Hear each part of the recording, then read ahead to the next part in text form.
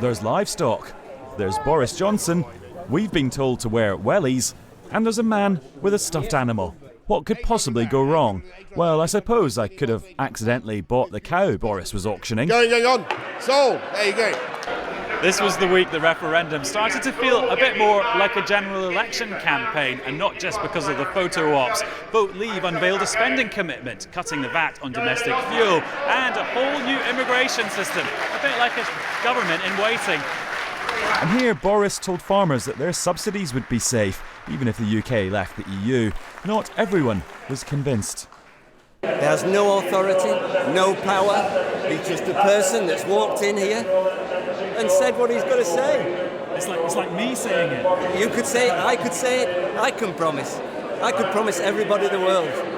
Boris, two questions. First of all, where are your wellies? And second of all, There's hardly any muck under foot. Are you getting a bit of grief from the farmers? No, there's a lot of support, a lot of support, and a lot of people coming up to me saying, "We're with you. We want to come out."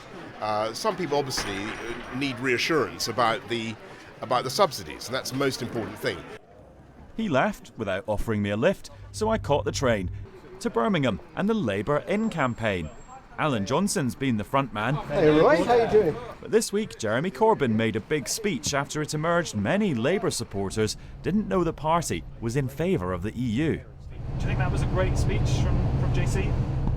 Yeah, I think Jeremy's journey, if you like, which mirrors the journeys that many have made on this.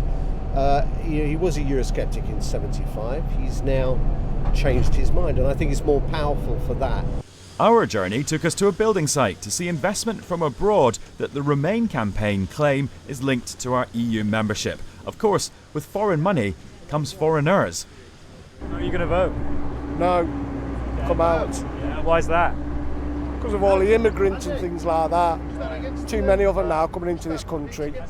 Well, inevitably I've ended up in one of these, and a hard hat that's too big. This week the Remain campaign got some high visibility backing from foreign leaders in Spain, the Netherlands and Chancellor Merkel in Germany. And look who else jetted in, the former Foreign Secretary David Miliband.